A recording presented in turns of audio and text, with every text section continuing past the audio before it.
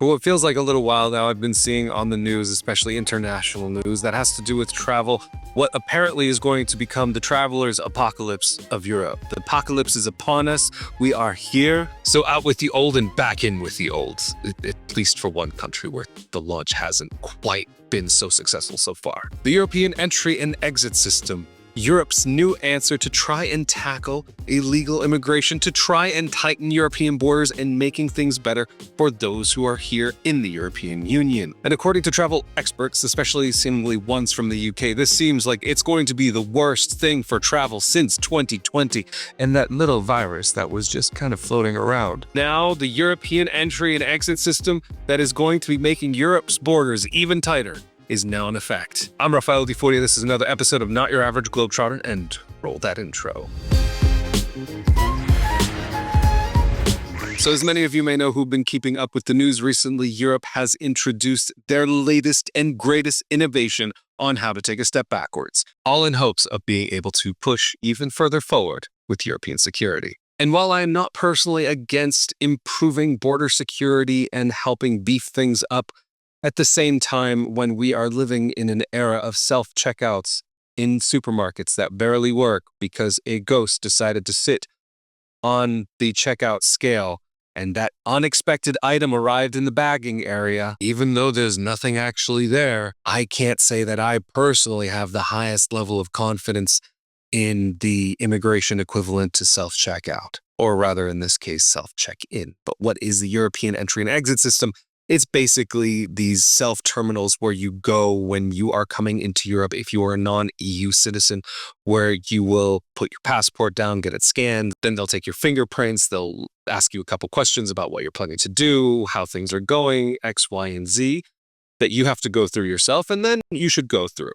Theoretically, this is going to help speed things up. But in Portugal recently, efficiency, of course, is at its peak, where the system has actually suffered and failed significantly, where the European Commission has actually recommended to go back to stamping people in and out for the time being. So on the march forward, a first step back will definitely be necessary. But again, even though I may not be against something like this potentially being in place, I do have my questions about if it's really actually realistic to have this system in place. Because in the end, what would be the real difference having a border guard actually carrying this out like it has been previously?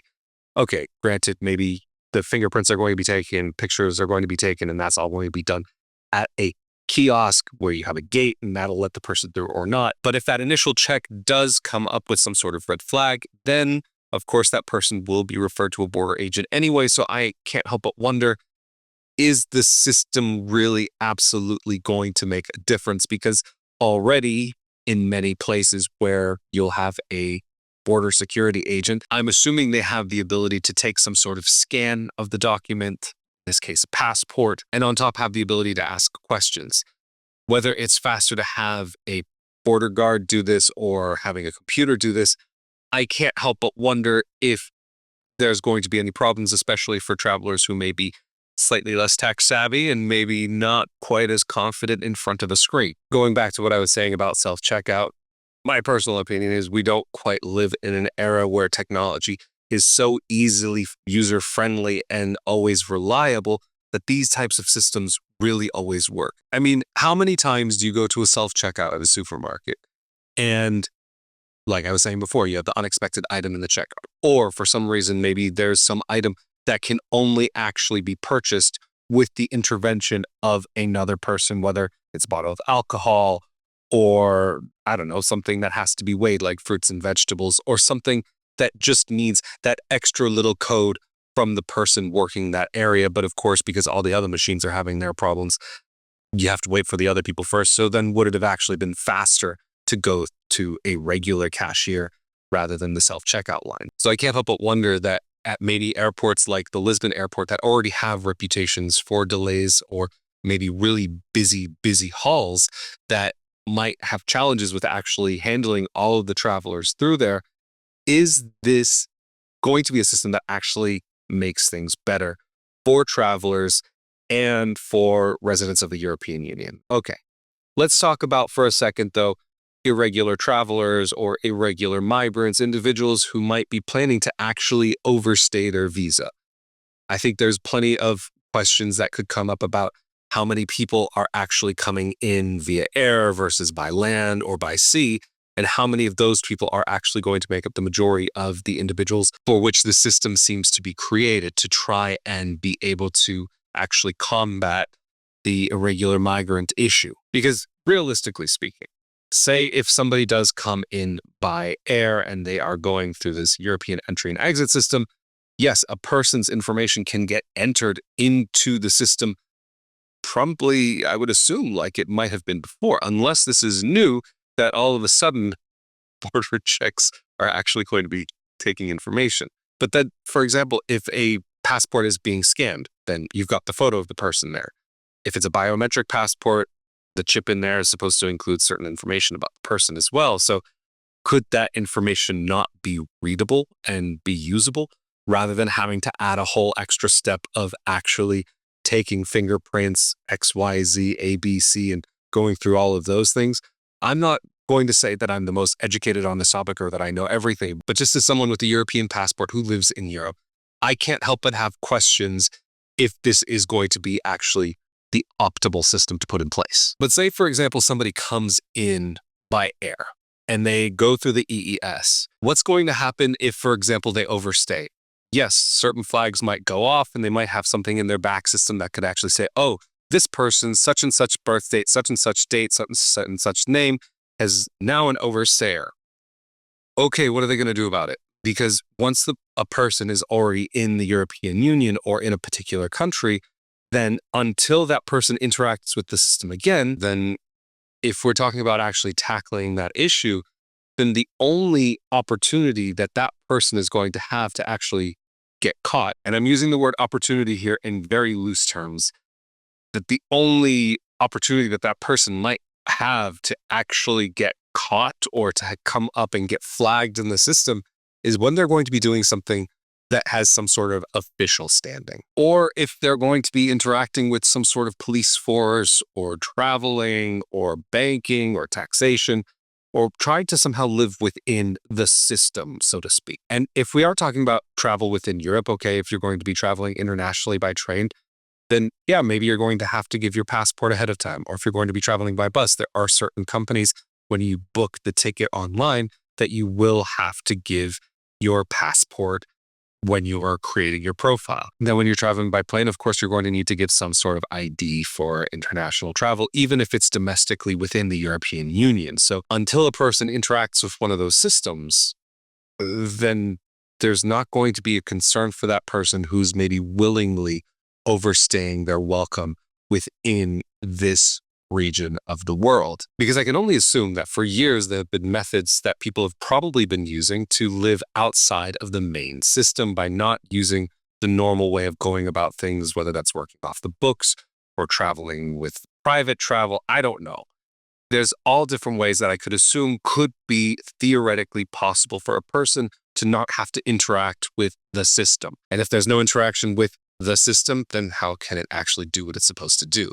Systems are put in place to be able to have processes that can actually move forward. But if a process can't happen, how can the system function? So far, many travel experts have been saying this is going to add a lot of time for travelers from outside of the EU to be able to come and visit this part of the world. Some of these systems have already been put into place in other parts of the world where it actually has been realistic to carry out, but we are talking about individual countries rather than a whole block. Of course, when you're trying to introduce things that are continent-wide over multiple countries, countries that are in the EU and not in the EU, and figuring out how to get them all interlinked, I'm sure this is a massive undertaking and has a lot of challenges that come along with it. But of course, there are different levels of efficiency and ways of how things are carried out throughout different countries. So I can't help but wonder if on the outside, even though maybe it all would look the same, if it's going to be all implemented the same in every country. These are just questions that I have. I'm not saying I have the answers to what's the right thing, what's the best thing, how things are supposed to work, how things are not supposed to work. But even in Europe, there are conspiracy theorists that are saying things along the lines of, well, if they're doing this for people from outside of the European Union, then how long will it take for them to implement these things for European travelers, and how will that actually go? I'm just the messenger here. I'm not agreeing or disagreeing or saying that this is a real thing or not, or whatever is going to come, but this is something that some people are saying. Of course, in all parts of the world, there are going to be people who will look up at the sky and scream that it is falling down. Just like the travel experts who are saying that this will be a horrible thing for travelers from all around the world who are planning to make a journey to Europe. For now, though, the new electronic border system is being rolled out and is expected to be fully in place by April 2026. And if it's going to go anything like the ETIAS visa waiver, then maybe 2030? Who knows? We could see what happens. I don't know. How long has it been since they said they were going to introduce ETIAS? Like 6 years now? I would like to see systems in place that work, and I would like to see rollouts that are actually efficient.